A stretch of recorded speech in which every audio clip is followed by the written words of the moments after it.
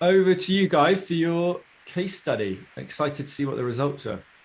Yeah, thank you very much. And yeah, so let's just get cracking. So yeah, so my case study for the product MBA course is basically around the problem statement that I believe that the average bicycle users are frustrated when having to repair their bikes. How do I do it? I just want my bike to work. Which tools I need? These sort of questions. You do hear it every now and then. And just a little insight to why this problem statement and why did I feel compelled by this problem. So there's two types of context behind it. One is above me, there is macroeconomical. So the corona pandemics actually saw a 30% increase in bicycle sales in Germany in 2020 alone, because people wanted to avoid public transportation. This uncertainty and just lack of knowledge regarding this virus that's causing havoc. That's understandable. So the transition to mobility and e-mobility was increased and accelerated. On the other hand, that was followed by a serious resource shortage to an already chronically understaffed cycling industry, especially when it comes to mechanics and the actual repair and maintenance of it.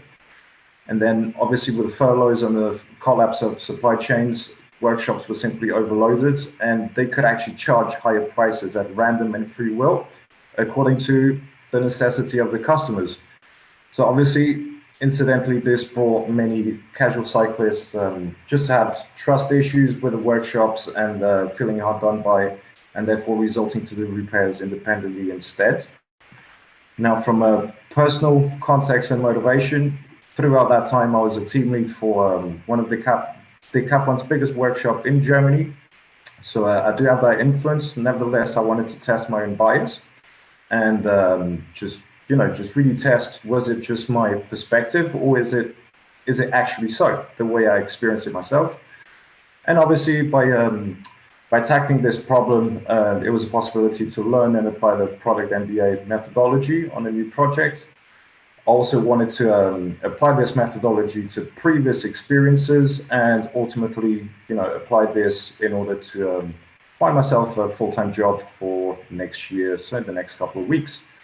So, assuming that I don't know anything about this problem, the first step I had to do was simply double check or validate if it is actually a problem for the market. So the first objective was to validate that performing bike repairs independently is an acute problem for casual cyclists. So through several channels, word of mouth, Facebook, Reddit, and LinkedIn, I sourced 8 user interviews that took between half an hour and the longest being 1.5 hours actually, with casual cyclists, one mechanic, and a former cycling national youth champion, which that was quite interesting because it got me a very broad overview of this issue.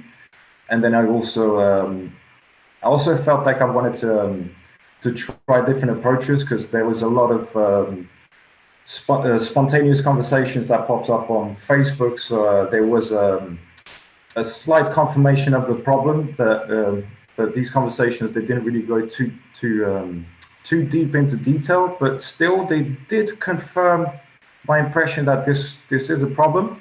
So then I also started an initial survey that got passed around, from which I got 23 answers. So in terms of is this an acute problem or not, that was definitely confirmed.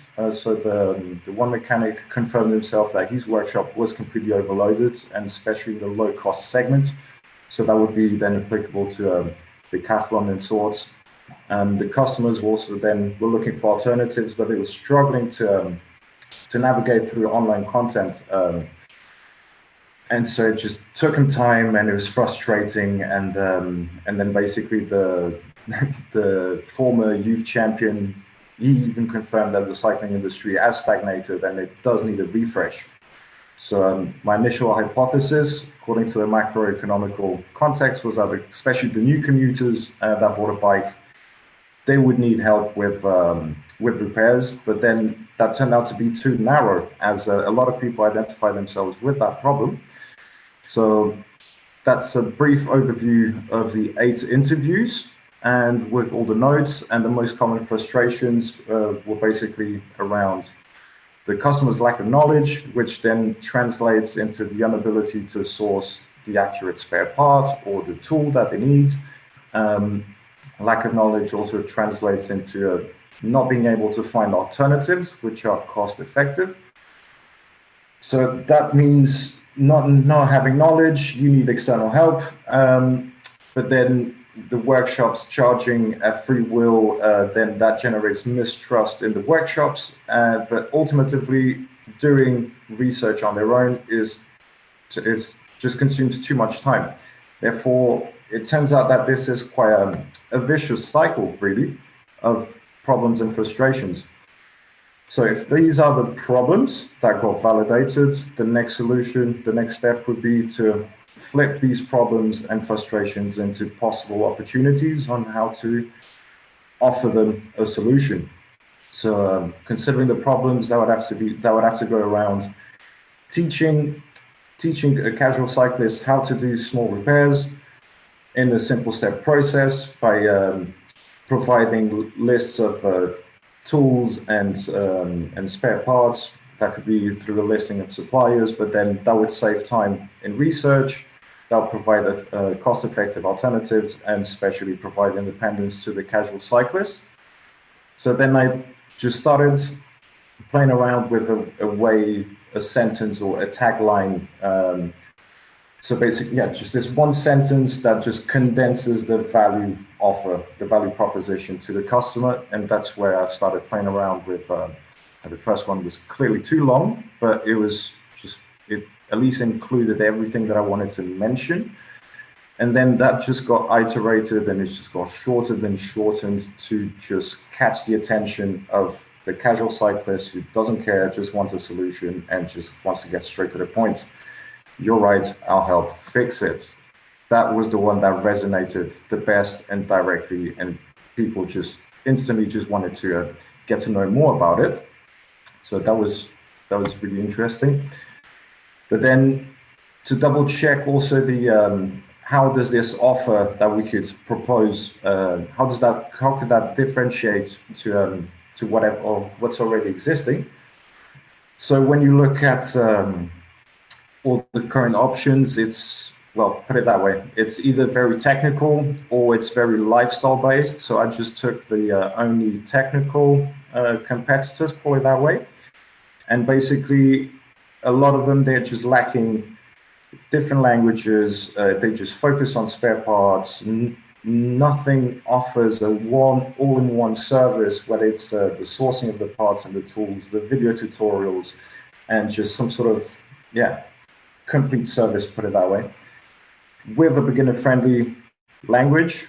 And so that for me, that became obvious that these could be the unique selling opportunities for this offer, so that it becomes differentiated from everything else and just catches the attention of the niche.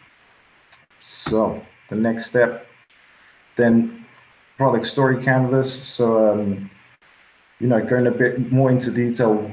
Who is this offer? What's it doing? How is it doing? What's the call to action? So it's clearly just it just has to know all the shortcuts to save time and just get straight to the point. And actually, all it requires from the users is just the will to do it. As everything else, it will be provided upon request. Simply said, the call to action is quite straightforward. It's simply get to the solution you need, get down to what exactly you need within 1 minute. That should be the call to action. And then at the end of the day, the hero's transformation, it's simple, or the hero, so the casual cyclist is simply coming from an inexperienced and dependent background on external help, then transforming into becoming knowledgeable, and independent. And even if they wouldn't know in necessarily everything, at least they know where to find the knowledge and also how to become independent through that. So the next step was to then consider, okay, theoretically this all sounds very good and interesting, but now it comes down to really testing it, see if the theory applies to practice. To do that, I developed a very basic Wix landing page, and with a tagline, some illustration, and just a subscription option to find out more. And within 83 unique visitors, 15 subscribed. So as you can see, the subscription rate equals around 18%. Now, the most interesting facts about this was that from about 10 countries where these users came from, the dominating market was the German market. I guess that's probably related to this Reddit post, because it was a German cycling subreddit. But interesting enough, nearly 74% of these users access the landing page through a mobile device. So that's it. It could be interpreted as a hint as to what's the device that this product should be in, or this offer, and who is it targeting, which market. And then a curious fact as well, in this Reddit subreddit, a lot of people already complained, put it that way, that the website was in English, and they were already frustrated with it as they were expecting it to be in German. So I guess that validates the importance of having several languages already available, just to make it easier and more accessible and more efficient and valuable for the casual cyclist. So interesting, and we'll take that forward. So then, that all in all, that validated the product vision, that is simply empowering repair rookies to perform repairs independently. And the strategy on how to achieve this, simply by providing a dedicated learning platform so that repair rookies can perform their repairs independently through this platform at any time. The next step, it just comes down to okay, so we've validated this offer, more or less. So now it comes down to figuring out how can we do it, and how feasible is it, and how viable is it. In terms of key results, the quantitative, as previously mentioned, the 18% of subscription rate from the landing page. But in terms of qualitative key results, these on this subreddit, it was really interesting because there were about 20 plus unique detail-rich comments. So, I mean, that means 20 plus unique users commented, and they really went into detail about what freemium and premium content. So, what are they ready to pay for, and what they expect that it should be free of charge. And from then on, they also went into monetization possibilities. So, some things they're not willing to pay for, but others, yes. And out of that, how can I, basically as a product manager, make money out of it? So that was really interesting. And then obviously complaints about the current situation and the ideal wish list. Understand that as if I had a magic wand approach and I could just magically make my ideal solution sun itself. Then the curious fact about it was that the interesting thing about it was that it got mentioned that the focus should be on the top 5 most performed repairs of workshops, and basically at first monetize through affiliate links for parts and tools. And also that in terms of the customer journey, right now it's too long. It's relying on excessive touch points, and so therefore, for it to be viable, it needs to be the shortest possible. And it just all needs to be centralized and concentrated in one place. So going down into detail, in terms of the roadmap, so the initial features and usability, so the focus needs to be on this freemium version, so the sourcing of tools, of parts, automatic reminders, the video tutorials, content in several languages, and eventually, at a later stage, local shops should be incorporated, but that would be for a later stage.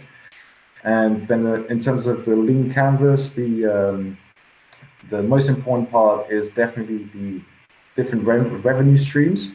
And these are all points that actually also came out from this subreddit and from other discussions I've had with other product managers and casual cyclists. And so basically, apart from the affiliate models, different subscription models according to different types of usages, whether it's upgrading different parts to something that's more valuable.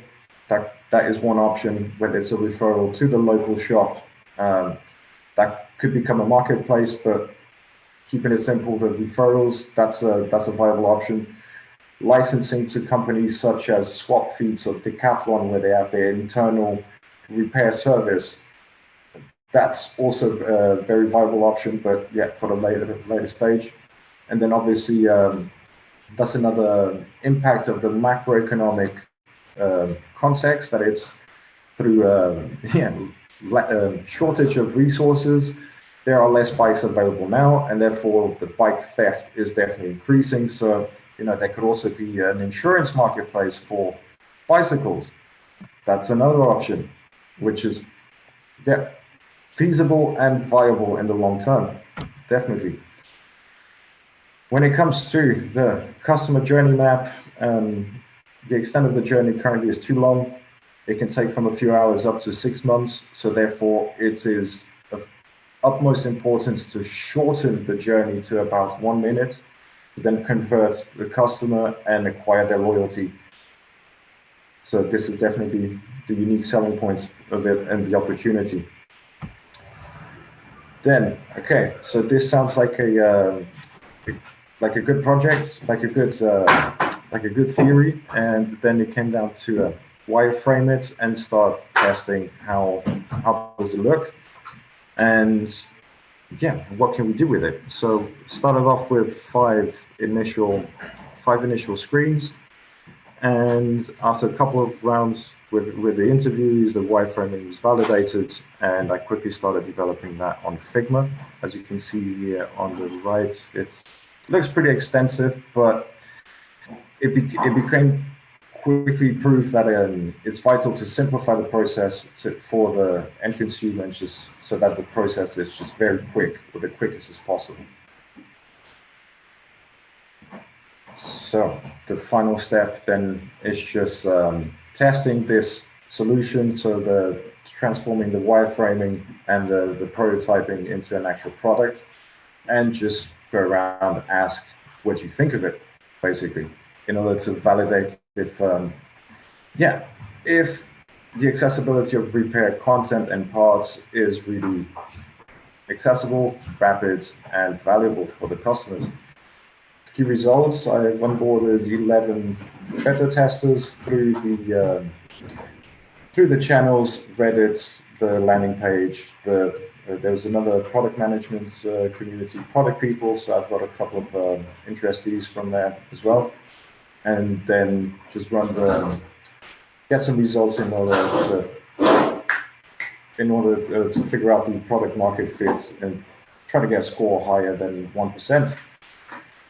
And funny enough, after 2 iterations, the product then developed into a solution only being 5 clicks away. No matter what the problem, no matter what the solution, you could be 5 clicks away and just 1 minute away to reach it, which was really interesting. So yeah, if you put it to pictures right now, that's how it looks.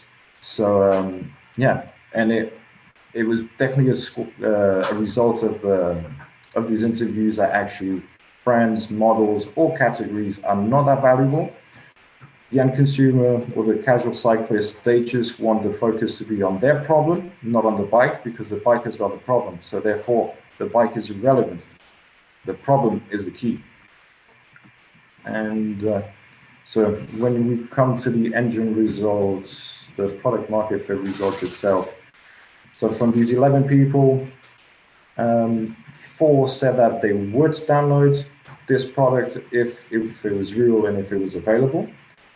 And 1 said maybe. So yeah, these are already good signs. And then when it comes to who would benefit the most, the majority confirmed the initial hypothesis of commuters, So this is interesting, but then also a bit random. But anyone with a bike, yeah, sure. But so basically, commuters, it can still be considered too narrow. So this is also it's also interesting to see. What the testers liked the most was that the concept is clear. Then I was a bit intrigued with simplicity only being mentioned 36% of the times, but after I've iterated it and brought the solution to just 5 clicks away, I started seeing an increase in that. So that was a validation that simplicity is important, and that the way it was at the beginning, it wasn't as simple as it can be, simply said. So it's promising, and these are good signs and moving in the right direction. So in terms of the roadmap and the next steps from now on, the next month will be, first step will be to create an download prototype. And once that's finished, run these last tests one last time to check, getting users to test it, get some feedback on it, see if it's still as clear, see if it's still as simple, see if there's anything that can be improved on that. From then on, you can create a free content app where click-through and purchase rates of how many people would actually purchase spare parts and tools, how often is that happening? These would be essential KPIs, and then see how that goes. But between 3 and 6 months later, we could consider listing the local bike shops, as that did get mentioned quite often. Support of local shops is preferred over Amazon, even though Amazon would be easier to fulfill from a technical point of view.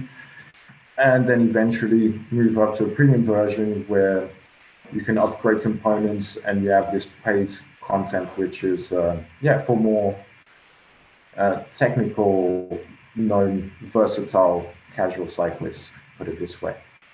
We're gonna have to we're gonna have to wrap up there on the process. Okay. So we have time for feedback. But don't worry, you got to all the key points. Okay. So nice visual as well with this, actually. Good. Just to make sure I have time to give you feedback. So Sure. yeah, let me go through just quick points on the case study, and then I think some points moving forward. So I thought you're generally good. Your storytelling was really good. The problem was really clear. I like that slide just saying like why, and then you gave really nice data on like, timing, why you felt like actually a good startup pitch. You sort of pitch deck, right, for raising investment, which is great. I like how you sort of underline key data again. It really helps the storytelling. And then the visualization of grouping those frustrations, showing how you flip them into opportunities. For example, giving examples. Same thing with the blue ocean. It's sort of good storytelling about what it is. Some examples of, hey, here's these gaps in the markets that we see. So yeah, I thought case study was really strong, like very good. Generally good storytelling. Obviously timing went on a bit longer, and I think that's also, again, it's not even to do with us trying to do it in half an hour, but it's good practice to be really concise. People won't remember many things, so you want to just really focus on the key takeaways there.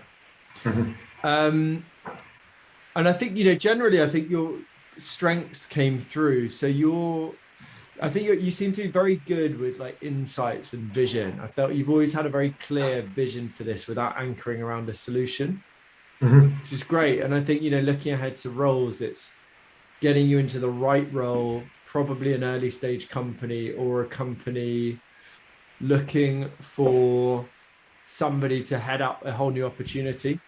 So sort of vision and discovery, those definitely feel like your strengths, which is great because they're rare actually. Not many people are good at, not visionary.